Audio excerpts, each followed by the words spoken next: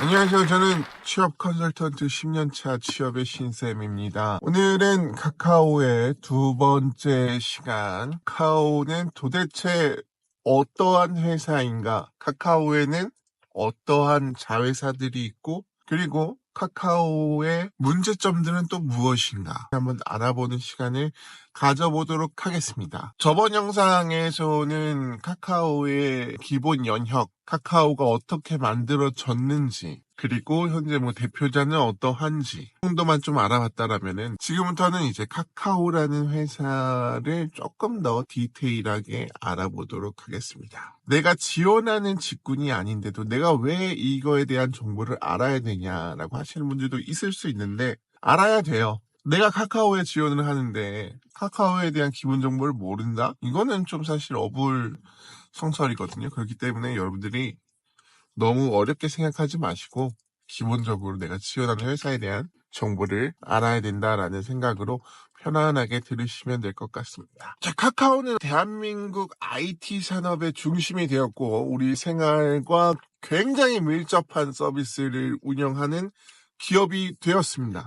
하지만 이러한 성장 과정에서도 굉장히 크고 작은 논란들도 있었거든요. 골목 사건 침해, 문어 발식 확장, 카카오 데이터 센터 화재, 이러한 부분들도 있었는데 우리 일상에 굉장히 많이 침투되어져 있는 이 카카오라는 곳이 과연 우리에게 어떠한 부분에 대해서 리스크적인 것들도 있는지 한번 알아보는 시간을 가져보도록 하겠습니다. 카카오의 근간이라고 할 수 있는 카카오의 시작, 이 나무, 뿌리, 카카오톡에 대해서 아주 간단하게 알아보도록 하겠습니다. 카카오톡이 있기 때문에 지금 현재 카카오가 있는 거거든요. 그리고 카카오에서 현재 진행되고 있는 모든 사업들의 뿌리가 카카오톡이라고 생각하시면 됩니다. 카카오톡은 2010년에 출시된 국민 메신저로서 한국의 스마트폰 이용자 대부분이 사용하는 필수 앱으로 자리매김하여 2017년 기준 전 세계 가입자 2억 2천만 명을 돌파했고 월간 활성 이용자는 4,700만 명에 달합니다. 이게 어마무시하네요. 네. 2억 2천만 명. 인간 메시지 외에도 그룹 채팅, 그리고 음성, 영상 통화, 그리고 이모티콘, 파일 공유 등 커뮤니케이션의 기능을 제공합니다.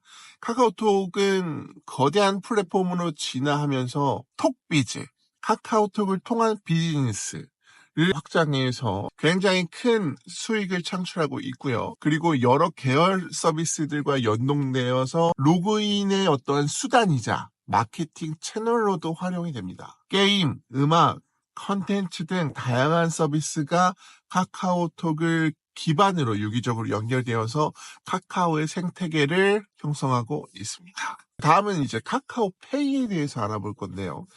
카카오톡에서 파생된 핀테크 서비스로 간편 결제부터 송금, 투자, 보험까지 포괄하는 종합 금융 플랫폼입니다. 14년 카카오톡 간편 송금 기능으로 시작하여서 사용자들을 굉장히 빠르게 모집을 했고요. 그리고 이후 분사하여 그러니까 회사를 이제 따로 만들었어요. 카카오페이 회사를. 그래서 2017년도에는 독립법인 카카오페이를 설립하게 되었습니다. 모바일 간편결제 1위 사업자로서 2021년 기준 누적 가입자 수가 수천만 명에 달하고요. 오프라인 QR 결제 및 온라인 쇼핑 결제 시장을 선도하고 있습니다. 2021년도 말에는 카카오페이가 IPO로 상장했습니다. 기술금융 라이센스를 취득하여 카카오페이 증권업에도 진출했습니다. 최근에는 금융당국의 규제로 일부 서비스 운영에 조정을 좀 겪기도 했습니다. 그래서 매출 조금 떨어진 부분들도 있었거든요. 생활 밀착 금융 서비스로서 입지를 그래도 굳히며 디지털 손해보험 진출 등 사업을 확장하고 있습니다. 그러니까 하나의 어떤 금융 회사가 되어버렸다라는 부분으로 생각하시면 될 것 같습니다. 이제 카카오 모빌리티, 말도 많고 탈도 많은 카카오 모빌리티에 대해서 좀 말씀드리겠습니다. 2015년 시작된 모빌리티 플랫폼 사업으로 택시 호출 서비스인 카카오티로 가장 잘 알려져 있습니다.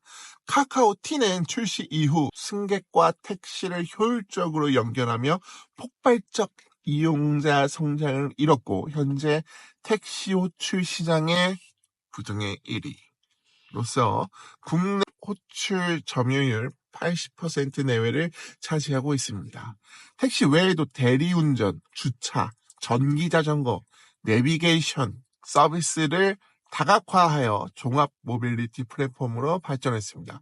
2017년 카카오 모빌리티도 또한 분사하여 2021년 글로벌 투자자로부터 전략적 투자를 유치하여 사업 경쟁력을 강화했습니다. 카카오티에 여러분 뉴스 보신 분들 아시겠지만 여러한 문제들이 있었거든요. 이런 문제들에 대해서는 제가 조금 이따 말씀드리도록 하겠습니다. 카카오 모빌리티는요, 앞으로 자율주행 및 미래 모빌리티 기술에도 투자하여 경쟁 우위를 이어갈 전략입니다. 여러 가지를 계속해서 시도하고 있고 만들어가고 있습니다. 그리고 카카오 엔터테인먼트에 대해서 알아보는 시간을 가지겠습니다. 콘텐츠 사업을 총괄하는 계열사로 2021년 카카오 페이지와 카카오 M의 합병으로 카카오 엔터테인먼트가 탄생했습니다. 웹툰, 웹소설, 플랫폼, 그리고 K-팝, 드라마 제작, 역량 경험 다 보유하고 있어가지고 IP 사업에 강점을 지니고 있습니다. 카카오 엔터는 그 일본 자회사 피코마를 통해서 일본 웹툰 시장에서도 독보적 1위를 차지하고 있습니다. 또한 2023년도에는 하이브와의 경쟁권 분쟁 끝에 SM 엔터테인먼트의 지분 39.9%를 확보하여 최대 주주가 되는 등 K-팝 산업에도 영향을 넓혔습니다. 이 밖에 음악 스트리밍 플랫폼인 멜론 그리고 카카오 게임즈 지분 보유 등을 통해 음악 게임 등 엔터테인먼트 전반으로 사업 포트폴리오를 확장하고 있습니다. 그 외에 이제 계열사에 대해서 한번 말씀을 드리면 이 밖에도 카카오는 카카오뱅크, 카카오 브레인, 카카오 엔터프라이즈, 카카오 스타일 이렇게 엄청나게 또 자회사들이 많거든요. 카카오뱅크 같은 경우는 인터넷 전문 은행이고요. 카카오 브레인 같은 경우는 AI 연구, 카카오 엔터프라이즈는 기업형 IT 솔루션 클라우드, 카카오 스타일은 지그재그 이렇게 수많은 자회사를 이루어진 카카오 공동체를 형성하고 있습니다. 2023년 현재 공정거래위원회에 등록된 카카오 계열사는 약 134개로 광범위합니다. 오픈AI와 협업하여서 AI 서비스를 확대할 계획입니다. 이제 AI는 어떤 회사든지 간에 주력으로 꼭 키워야 하는 중요한 이제 하나의 사업 체계로 잡혀져 있죠. 새로운 AI 서비스 카나나는 이제 추후에 공개 예정이라고 합니다. 현재 지금 정신아 카카오 대표는 카카오는 카카오톡과 AI 중심의 성장을 본격적으로 추진할 것이라고 말한 바 있습니다. 자, 이번에는 이제 카카오에 대한 논란에 대해서 한번 알아보는 시간을 가져보겠습니다. 이 부분은 여러분들이 꼭 알고 계셔야 돼요. 회사의 모든 장점만 아는 것은 너무나도 쉽습니다. 인터넷에 널려져 있기 때문에 그렇기 때문에 여러분들은 내가 지원하는 회사의 어떤 단점적인 부분 혹은 뭔가 이슈가 된 부분들에 대해서도 여러분들 꼭 필히 알고 계셔야 됩니다. 그 부분에 대해서 설명을 드리도록 하겠습니다. 카카오는 다양한 분야에서 사업을 확장하며 국내 대표 IT 기업으로 성장했지만 그 과정에서 굉장히 여러 논란과 의혹이 제기되었습니다. 주요 논란을 한번 살펴볼게요. 자, 첫 번째는 카카오톡 검열 논란. 2025년 1월 정치권에서 카카오톡 검열 논란이 불거졌습니다. 더불어민주당 진용기 의원이 카카오톡을 통한 가짜뉴스 유포에 대해 고발을 언급하자 국민의힘은 이를 카카오톡 검열 시도로 비판했습니다. 이로 인해 일부 사용자들은 사생활 유출 우려로 텔레그램 등 다른 메신저로 이동하는 현상이 나타났습니다. 그러나 IT 업계와 카카오 측은 기술적으로 카카오톡의 대화 내용을 검열하는 것이 불가능하다라고 해명을 했습니다. 이제 계엄령 사태 이후에 불거진 문제죠. 네.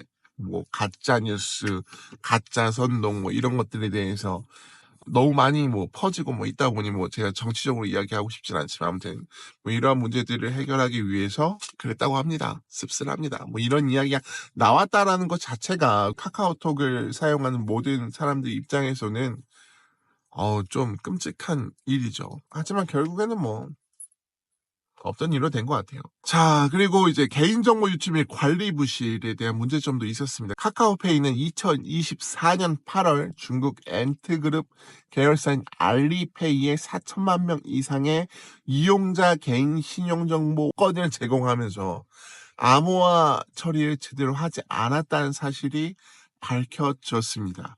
이는 개인정보 보호에 대한 부실한 관리로 지적을 받았습니다. 그러니까 내 개인정보는 다 팔렸다라고 생각하시면 마음 편안합니다. 자, 카카오는 선물하기 서비스에서 배송비를 포함한 전체 판매 가격에 중개 수수료를 부과해서 입점 업체들에게 추가 부담을 지원한다는 의혹을 받았습니다. 이는 대규모 유통업법에서 금지하는 부당한 경제적 이익 제공 요구에 해당할 수 있다는 지적이 나왔습니다. 자, 다음으로는 카카오 모빌리티의 매출 부풀리기 의혹인데요. 카카오 모빌리티는 가맹택시 사업에서 매출을 부풀렸다는 의혹으로 금융감독원의 감리를 받았습니다.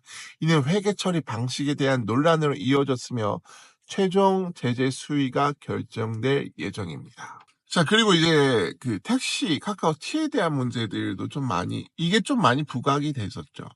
일단은 뭐 콜 몰아주기 및 호출 차단 논란이 있었거든요. 카카오 모빌리티는 가맹택시인 카카오티 블루에 호출을 우선 배정하고 비가맹 택시에는 호출을 제한하는 방식으로 배차 알고리즘을 조작했다는 의혹을 받았습니다. 이런 행위로 인해 공정거래위원회는 2024년 10월 카카오 모빌리티에 과징금 724억 원을 부과하고 검찰에 고발했습니다. 자, 이로 인해서 택시 기사들의 집단 소송이 움직이게 되었습니다. 비가맹 택시 기사들은 카카오 모빌리티의 배차 시스템으로 인해 수익 감소를 겪었다며 집단 손해배상 청구 소송을 준비하고 있습니다. 이들은 공정위의 제재 이후에도 배차 구조에 변화가 없다고 주장하며 생계의 위협을 받고 있다고 호소하고 있습니다. 뭐 이렇게 뭐 이제 간단하게 또 카카오의 어떤 안 좋은 단점들에 대해서 한번 알아봤습니다. 자, 여기까지가 이제 2부 내용이고요. 그리고 3탄 내용은 실질적으로 여러분들이 카카오에 지원하는 어떤 취업에 관한 부분을 집중적으로 다뤄보도록 하겠습니다. 그러니까 뭐 해야 되겠습니까? 구독과 좋아요 해주시면 다음 편에는 카카오 취업에 대해서 알 수 있다. 아무튼 좋게 봐주시면 감사드리겠고, 제 영상을 봐주시는 분들에게 아주 조금이나마 도움이 되었으면 좋겠습니다. 자, 지금까지 취업의 신쌤이었고요. 곧 3탄으로 만나 뵙도록 하겠습니다. 감사합니다.